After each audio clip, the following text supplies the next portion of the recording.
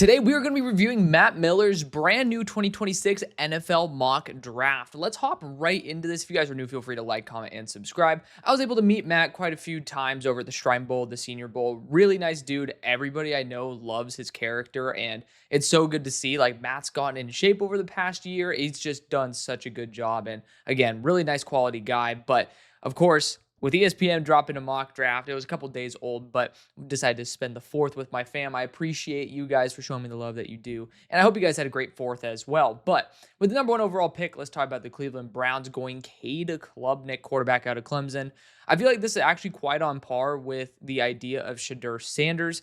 I think Cade Klubnik just kind of is a better version of Shedeur in the majority of factors, and I think Shedeur has a better processor than Cade, but only minutely. Cade is a better athlete. He has a better arm, and he actually has a little bit more success there with Clemson over watching him grow, at least. I thought Shedeur has had a really solid talent floor to where I thought of him kind of like that 2nd to 3rd round pick for a notable amount of time. Even when he was at Jackson State, showed a lot of talent. With Cade, I see that progression, and that makes me more confident in his ability. I didn't see Shedeur take the progressive steps that I think Cade has, because I was very much against Cade Klubnik as of about a year ago, and just watching him grow, because I even gave him credit last year where it was like, okay, well, I saw him take a step up in 2023. 2024, he took even another step, and I love that. I love seeing quarterbacks that can do that. So shout out to Cade. He's done a phenomenal job. He's my QB5. He's essentially QB4. Who gives a damn? It's so close with him and Aller. But regardless, I think Cade Klubnik is such a solid foundational floor, and it makes a lot of sense with a talent like Shedeur Sanders being on the menu, so to speak, for the Browns, that Cade Klubnik would also be of their taste. At number 2, we have the Giants going Francis Cece Mauigoa, tackle out of Miami. Now, Mauigoa could end up returning to school. I highly doubt it based on this so far being a very high ceiling but low floor tackle class. A lot of guys with some big question marks. Caden Proctor, we'll talk about him in a little bit. I'm getting right now through the defensive interiors. I'm taking a unique approach this offseason, which is get probably close to 300 guys and being able to rather like just deep dive each position before the season starts, rather than kind of getting a perfect all 22 understanding of all these players. But watching all the edge rushers, I saw plenty of them go against Francis Mauigoa. He does have a strong claim to be the tackle 1 of the class, but that's also because I don't really see too many tackles at the moment that have a strong claim to be a legitimate tackle 1. But New York Giants getting a star right tackle makes a lot of sense if you are in a new organization, essentially, because if you're at the number 2 overall pick, even though they have the hardest schedule probably imaginable, there's going to be most likely a new head coach, a new GM. They might go for the safer route here with Francis Mauigoa, because that right tackle spot still could be shored up for the future. But I do think that this would end up being a quarterback based on the new organization coming in. But I understand maybe they just don't think or have a good target in round 2. Maybe they want to get above maybe if there's a bigger drop off at tackle. Maybe they just think that's the way to roll. We'll see how it goes. At number 3, we have the Tennessee Titans going TJ Parker, defensive end out of Clemson. If you guys have not already seen that, please feel free to go check out the edge rusher video that dropped a week ago. It is a top 20, but I also have a name below my face that was not on there that I am kicking myself over. And I'm going to be releasing a video solely on Malachi Lawrence. So it was a top 20. You guys are now just getting basically a top 21, because I'll be breaking down Malachi Lawrence another time. I think Malachi Lawrence is the best edge rusher in the class, but TJ Parker is my edge 12. He's just not as exciting as I was hoping for. And I think he can definitely take a step up. Obviously, these are how they're playing currently. I don't have a crystal ball. We can hope and like pray for projection, and we can kind of have traits where, you soften up certain areas because, that's something that you should develop over time. And I ended up blending that into my grading scale. So that already factors in a lot of cushion for some of these players. But I digress. I think TJ Parker was extremely underwhelming. I do think edge rusher is a great position for the Titans to target. I would just not target TJ Parker. I would much more prefer to go after Ruben Bain. Now, if you guys do look below my face and see my board, these are players that I graded in all 22, and that's the only thing I grade players in. I hold myself to a very high standard, and I owe you guys honesty far more than any sort of like comfortability. You guys can see every other person's list, and for the most part, we luckily do have some people at the top of this industry that have a lot of integrity. A lot of people like to, they like to kind of blend their rankings in with the consensus and maybe not be as bold as maybe I could be. But at the same time, I understand that it is a little bit of a pain in the ass to have someone that nobody talks about like Malachi Lawrence this high, Jaheim White as RB1. I get it, and it will come back to bite me in the ass, but at least you guys know my honest opinion based on what I have seen. And there are videos on every single player that is on this list outside of Caleb Downs. So outside of that one little factor, there's a video on every single player or a video where they are in. And if you guys want to see everything, you get to have this draft board, you get to have all my evaluations, and you get access to the extended versions where rather than seeing a top 20, you see a top 33 on the Edge video. You guys get to end up signing up $5 a month. You guys get all the extended videos, you get everything. So I want to be able to put it out there. I do think that I wanted to make sure that you guys have access without charging an arm and a leg. And I want to be able to have a place where the people who genuinely care about the deeper part of the class can actually get exactly what they're looking for. But at number 4 overall, the Jets go Anthony Hill Jr., linebacker out of Texas. I'm not the biggest Anthony Hill Jr. guy solely, not because of the talent, solely because I don't believe in linebacker in the top 10 like he's been going in quite a few of these mock drafts. I'm just not really sold on that. Even when I loved Jahad Campbell to death, I still saw him as a potential top 10 pick solely because of the edge rusher application. So I understand the Jets absolutely could be looking at a commander of the defense right here with Anthony Hill Jr., and he's really fun to watch. But I would just say really rich for a linebacker. But again, this is all fun and games. I do think it's a good fit, just not at number 4. At number 5, the Saints go Caleb Downs, defensive back out of the Ohio State University. To me, he's the second best player in the entire class. Some people will ask, why did Jordan Tyson fall? I ended up realizing that the way I ended up grading my wide receiver video was if they were in their best situation, what would be their rankings? But the fact is, you're not going to be in your best situation every single play. So I ended up actually averaging out their highest role-specific score with what I think a balanced wide receiver should be. And that ended up knocking everyone's grade down a little bit. Actually makes it a lot more palatable when I don't see like 6 wide receivers in my top 10. It just makes it feel like that is a far more, it makes it like a better overall outlook on how the wide receiver position should be graded for me. So I really like how that ended up turning out, especially looking at where Malachi Lawrence and Caleb Downs are. I think they might be better than Jordan Tyson. So it makes me feel good. So regardless, Caleb Downs, second best player in the entire class. This guy is just such a stud. He just needs to trust himself more. The only time he ends up really slipping up is when you could tell he hesitates. And that's something I'm pretty happy to deal with. Like, it's something that definitely should be going out as he continues to play. But he is a freak show. I would be perfectly happy with them going after Caleb Downs rather than a QB at number 5.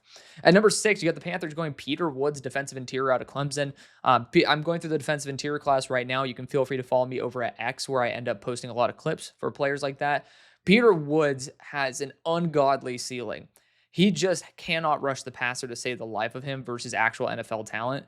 And I'm praying that continues to grow and develop because the flashes he has are jaw dropping. I definitely think he will most likely be a top 10 pick. And if he's in the right situation, I think it'll be worth it. The problem is I don't see the balance of game that I saw maybe even with Mason Graham, who I wasn't the highest guy on planet Earth on.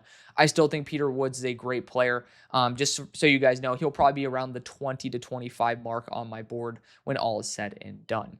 At number 7, we have the Las Vegas Raiders going Ruben Bain Jr. You see where he's at on my board. I think Ruben Bain is an absolutely fantastic player, and I think the Vegas Raiders would be remiss to pass on him, even though if you're sitting at number 7, you're probably looking at a quarterback for the future rather than, sticking with Geno.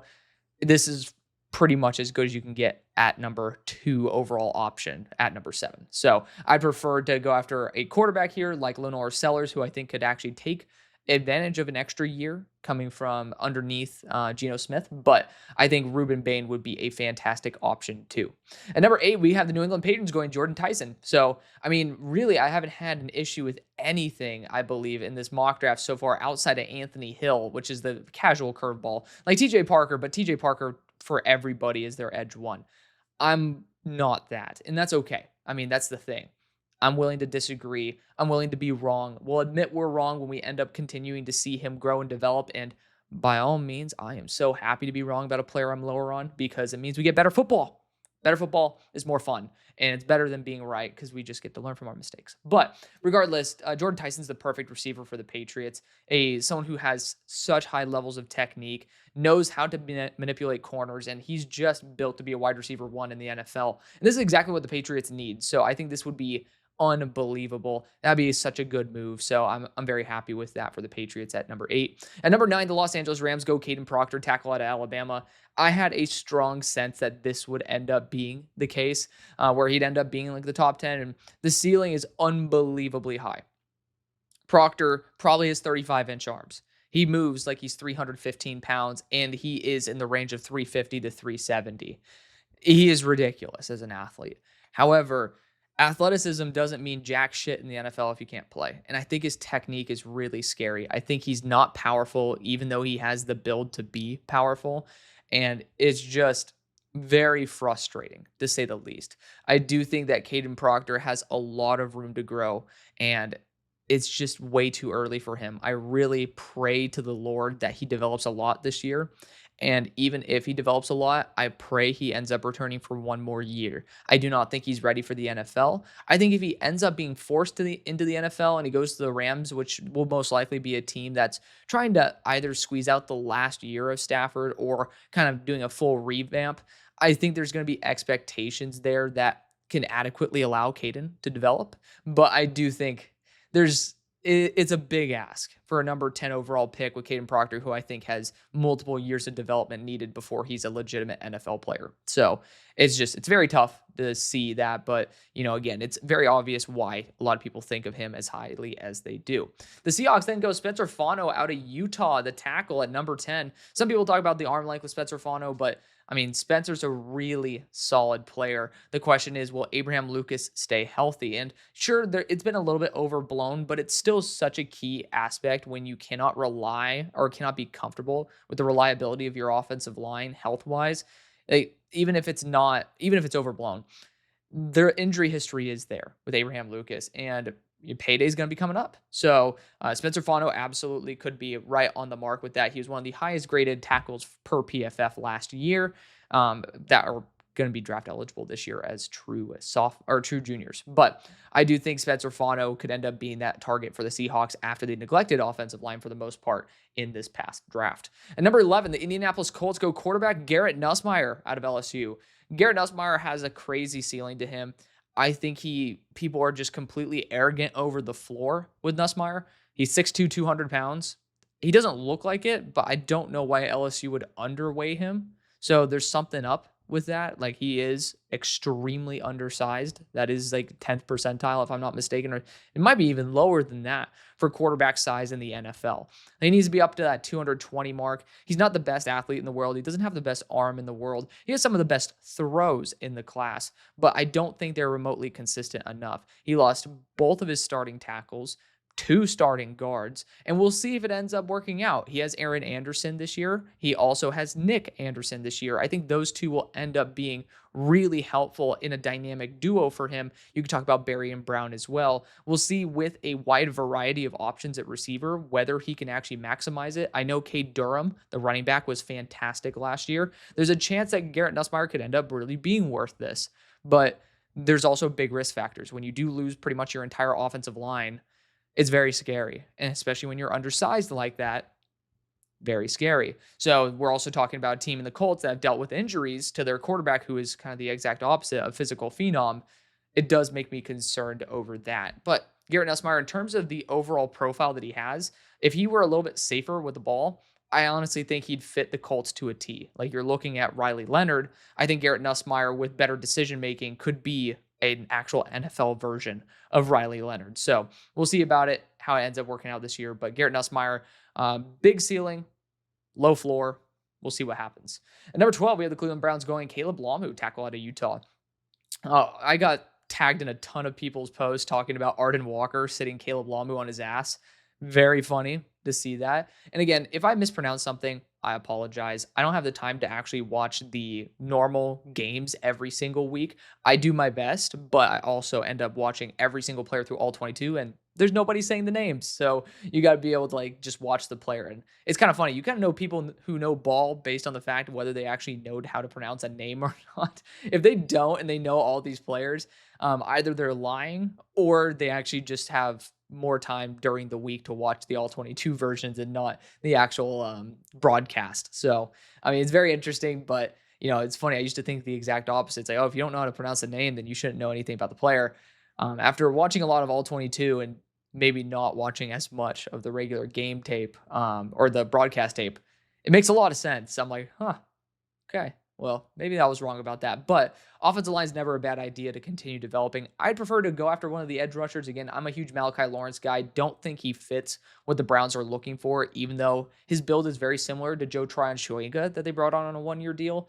I think that if Ruben Bain were here, it'd make more sense. But LT Overton would probably be the pick I would end up going after as the physical phenom that he is. Again, not going to complain too much with developing the offensive line. At number 13, we got the Dallas Cowboys going Keldrick Falk, edge rusher out of Auburn. I have him listed as a defensive lineman, but he is just damn good. He can play on the inside, he can play on the outside. I think kind of getting your next DeMarcus Lawrence would be fantastic. You end up building that size, and you also pair him up with friend of the show, Marshawn Nealand, and you end up having a really nice dynamic edge duo there. He's not 288, he is down to 270. The problem is, he didn't look 288. He looked 270. We'll see what happens this year. But at the same time, Keldrick Falk needs to get in a little bit better endurance shape. He tries really hard every single play. The problem is by like the late third, early fourth quarter, I saw him getting a lot more gassed. And I love the fact he still tried 100% every play. And again, feel free to go check out the edge rusher video for a better description of this. But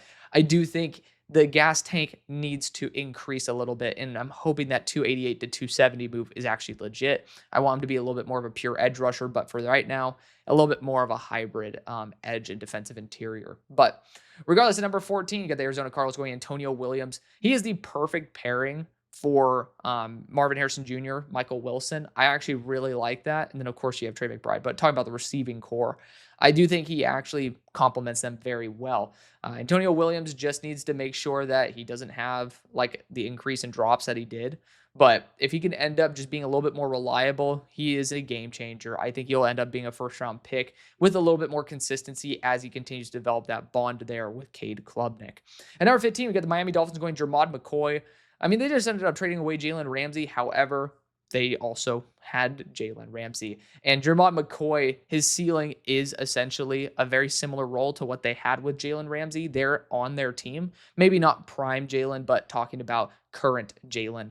Jermod McCoy has a very high PFF in-game athleticism score, but I did see a lot of separation on drag routes, on seam routes, etc. when Jermod was not playing off.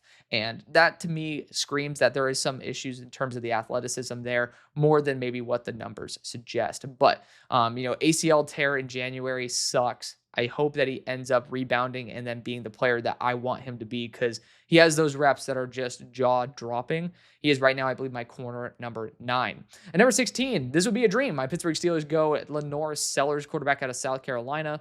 It would be such a good competition off the bat with Will Howard. And, Will Howard is going to be that high floor player that maybe could start early in the season, being essentially a Mason Rudolph for us at this point. Aaron Rodgers says he wants to retire after this year, but LaNorris is just such a high ceiling player. His processing needs to improve. I think he makes the right decision. It just takes him too long to do so. And the problem with that, and it's also kind of a benefit, is that he is so athletically gifted that he didn't really need to do that in high school. So he's not doing it still at a high level right now. He's a first year starter, but you saw over the year that it ended up improving game over game. You saw those flashes continue to grow, continue to develop.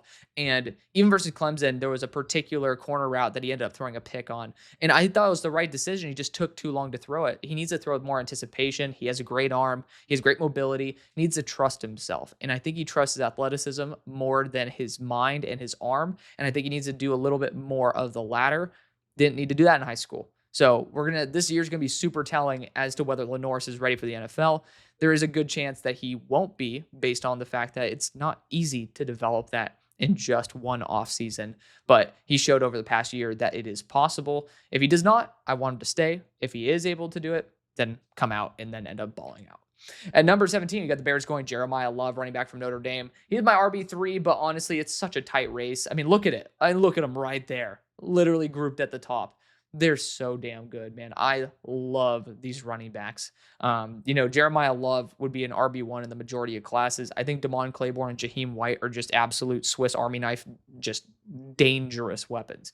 Jeremiah Love, if he ends up learning to make guys miss at a little bit higher of a rate, he's easily the RB1. But I just want to see that finesse and that translatability increase a little bit. He is a great athlete. He has solid vision. He's a home run hitter, but I want to see a little bit more from him in terms of being able to make guys miss. There are some plays where he's able to chain them together, and I love to see that, but I want to see on a carry-by-carry basis it improve, and I think he absolutely can. So I think he's an absolute home run hit in the first round, maybe even more so than the players I have above him. But the spread is super duper tiny. I understand that he should not be taken. He should not be taken after those two. At number 18, we got the Minnesota Vikings going Tim Keenan, defensive interior out of Alabama. I actually haven't gotten to Tim Keenan just yet, but he's been somebody who's popped off to me several times. And, with Minnesota spending so much money on their defensive interior, basically patching it up with veterans, I could see them trying to go after a younger, longer-term option on the interior. They ended up essentially doing that with their interior offensive lineman here with Donovan Jackson this past year. I could end up seeing them do the same with Tim Keenan coming through the next year. I would not end up saying that's my number one priority, but I'm saying draft-wise, I do think it's on the menu. At number 19, we have the Green Bay Packers going LT Overton, edge out of Alabama. If they're at number 19 overall, definitely their defensive line didn't improve because everything on that team is screaming we're ready to make a push for the Super Bowl. And if you guys are barely getting into the playoffs, there's going to be a problem there. And, the defensive lineman coach got fired, assuming that they ended up thinking that the defensive line had more juice to them. If they do not, which we kind of thought, maybe they're going to go after an edge rusher in the first round this year, they kind of neglected that route, believing in their defensive line. This would probably change their mind a little bit, and LT Overton would be a steal at 19. He is a great player. Even though he's 19 overall on my board, I'm saying for this particular situation, I think he would be an absolute home run. At number 20, we have the Denver Broncos going Eli Stowers, tight end out of Vanderbilt. This is the Joker mentality, like somebody who is, he's very versatile. Eli's great with the ball in his hands. He's extremely explosive. The problem is, A, he's not the youngest cat on planet Earth, but B, and more importantly, he's 235. Do not see those players going in the first round. And especially from Vanderbilt, where he took a big step up last year. I don't have him as my tight end one. I see right here that, obviously Matt does, and I understand that. I just personally do not like the size. I think Eli Stowers is a very fun player, and I think he'd be a good fit on the Broncos, but in the first round, I think there's too many questions for me to feel comfortable with that. Number 21, we have the Houston Texans going Austin Barber, tackle out of Florida. Has versatility on the left and right side, so it's going to be very good for a team that is still kind of finding that rhythm. Obviously, they drafted Ariante Ursary in the second round this past year, but Ursary at the Senior Bowl honestly looked pretty solid in some reps at right tackle as well. And even I believe they ended up trying him out at guard for a rep or two. But regardless, Ursary is super flexible in my opinion as well because of how raw he is. He's very moldable, but a very good athlete and seems like a great guy as well. Austin Barber could end up being a really good complement to that. And I'm excited to get into the tackle class because I've heard some good things about it, but it definitely makes me worry. At number 22, we have the Tampa Bay Buccaneers going Patrick Payton, edge rusher at LSU. If you guys watched my edge rusher video where I showed you my top 20, Patrick Payton was not in there. He would not be in my top 30 either. So this is going to be a difference of opinion. I see that, Matt will want Patrick Payton to take that step up. Patrick Payton's a big name. We've all been hoping for him to be a first-round pick. I think he is criminally underdeveloped, and he has shown no progression over his time there at Florida State. Is LSU the place that will unlock him? We'll see, but I do think he is the worst of the two edge rushers there at LSU via transfer. The other one is, I keep wanting to say Romello Height. That's a Georgia Tech transfer to Texas Tech, but Jamari Butler out of Nebraska transferring to LSU as well. I do think Patrick Payton's worse than him. I just think Patrick Payton's not an NFL player at the moment, but there's a chance. We all know he has the athletic potential to be there. I just don't think that the odds are in his favor. So we'll see. Hopefully I'm wrong. Hopefully that Matt is right. Number 23, the Niners go after Isaiah World, tackle out of Oregon, transfer from Nevada. Big fan of, first off, Nevada offensive lineman. I don't know why I have an affinity for Nevada, but we'll end up seeing, tomorrow we end up getting, I'm so excited for this as well. 2026 college football drops. And so I'm going to end up potentially looking at Nevada if we're able to do some dynasty and stuff in it. So it'll be really fun to see how that ends up working out. But Isaiah World, good pickup for Oregon, just big shoes to fill. You look at Cornelius, you look at obviously Connerly. There's some big shoes there that need to be filled by World, and forgetting who ends up actually replacing at right tackle. But regardless, I mean, I do think that World statistically has a strong chance of being able to make a good push to try to fill those shoes. It's going to be very tough with a first round player, but the Niners going after a high end offensive tackle is the right move in the first round. At number 24, the Cincinnati Bengals go Avion Terrell, cornerback out of Clemson. I'd be pissed, not because the Bengals get Avion Terrell, but because as a Steelers fan, I wouldn't want them to get Avion Terrell. So, he is my corner one in the class. Mansour Delane, technically speaking, could end up being higher, but I mean, who cares? At this point, I mean, Avion Terrell is just such a good player that I'm just going to say, screw it, leave it there. Like, both of them are just such good players, and Avion Terrell is going to continue to grow and develop as an actual covered player. His athleticism is awesome, and his physicality is incredible. At number 25, we got the Washington Commanders going AJ Harris, cornerback out of Penn State. Definition of balance, definition of consistent. I understand that, but if I'm going to be honest, Trey Amos is going to be awesome. If they end up still needing that true corner too, I do think Amos/Harris could end up being a good option for it, but I do think Amos was better than AJ Harris. At number 26, we have the Los Angeles Chargers going CJ Allen, linebacker out of Georgia. He's going to end up having a huge role this year. A lot of big role players ended up leaving Georgia. CJ Allen and Elo Modozier, freaking love that guy. They're going to actually have pretty damn big years. I could definitely see CJ Allen being a star linebacker there for the Chargers. I don't see much competition for CJ at the moment there, but we'll end up seeing what happens. He's going to be a good linebacker, and I'm hoping he ends up living up to the expectation. At number 27, we had the Los Angeles Rams being, decisive. They're getting two players with a lot of athletic talent, and they get Drew Aller. So Stafford, potentially on the way out, but they got Proctor, and then they'll have Aller, both of which probably need a full year of development in the NFL before they're truly NFL ready. But regardless, Aller is the perfect understudy for Matthew Stafford. So huge fan of that. I think that'll end up working out very well for the Rams. Good pick at 27. At 28, D'Angelo Pons, cornerback out of Indiana. This guy might be 170 pounds, but he plays like he's 200. I love D'Angelo Pons, really, really good player. I nicknamed him Velcro, or at least without the influence of somebody else nicknamed him Velcro. He literally sticks to every wide receiver, and it's incredible. He handles size, better than any other corner that you see, especially for the size adjustment. But I mean, D'Angelo Pons is such a good player. I would just worry if I'm the Baltimore Ravens of having a little bit too thin of players, even though they play larger. At the end of the day, over the next 5 years, physics will take its impact on these players. And hopefully that's not the case, but it does just pose a potential risk. But D'Angelo Pons is a very good player. As a Steelers fan, I'd be very pissed at the fact that, the AFC North is getting more physical and more dominant at that corner position. When the Steelers right now are not necessarily doing too much to work in the weapons department. But at number 29, we have the Detroit Lions going Tyreek Sapp, edge rusher / defensive lineman out of Florida.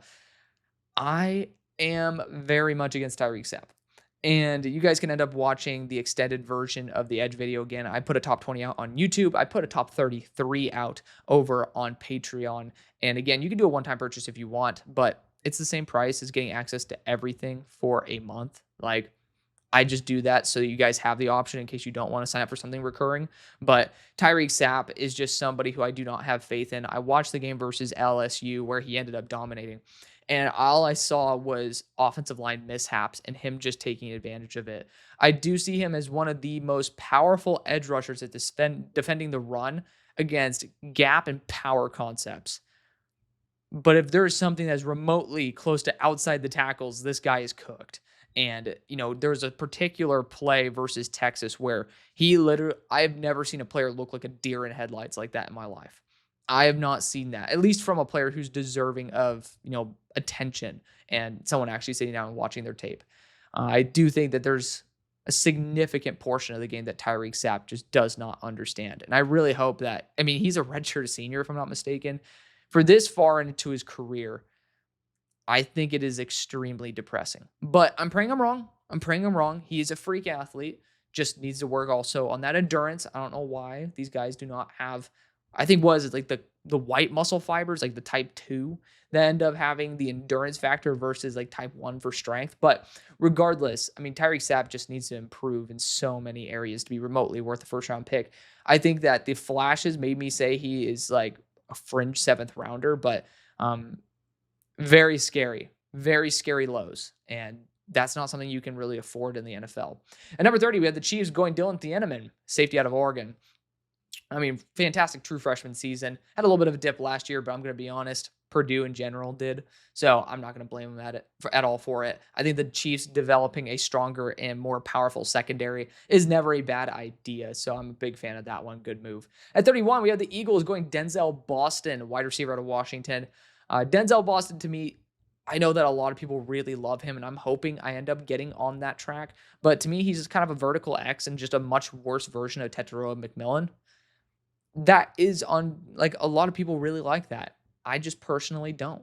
That's just the thing for me. I'm not a huge fan of that. But I do think if the Eagles want to continue developing tight end and then developing that wide receiver 3 territory on offense, are going to be two of those positions that during the draft they should kind of focus on. I will say right tackle, they should develop it with the guys that they have now. So that is kind of the primary concern. Of course, you can look at a corner too. You can look at an edge rusher. If you end up thinking Jahad Campbell will end up being an edge rusher, like an ABG style, you can end up talking about a linebacker eventually in the draft. There are areas where the Eagles can definitely upgrade, but Denzel Boston to me is just a little bit too early, but I understand most people don't think so. And last but not least, number 32. Apparently Super Bowl champions, Buffalo Bills. They go center Jake Slaughter out of Florida. Jake Slaughter was my center 2 last year. Ended up returning to school. My opinion, I don't know why. Not a very good center class. I thought it was a good opportunity for Jake to be able to be a late day 2, early day 3 pick and go to a team that he really likes. But didn't happen. And that's okay. Jake Slaughter is just a good player, and I think he'll continue to grow. I don't think centers will be first-round players, but Jake Slaughter will end up probably being a really solid day 2 player. And the Bills being able to get high-end offensive linemen, not a bad idea. So that's going to be a video. Thank you so much for watching and making sure it's not a round 2. But again, thank you for supporting me and being so patient. From the 12th to the 12th, I plan on putting out a video every single day. I normally do it for the month of July, but I wanted to be able to spend a little bit of time with my fam and get some graphics ready for the videos that are going to be coming up. So thank you again for watching. See you later. Peace.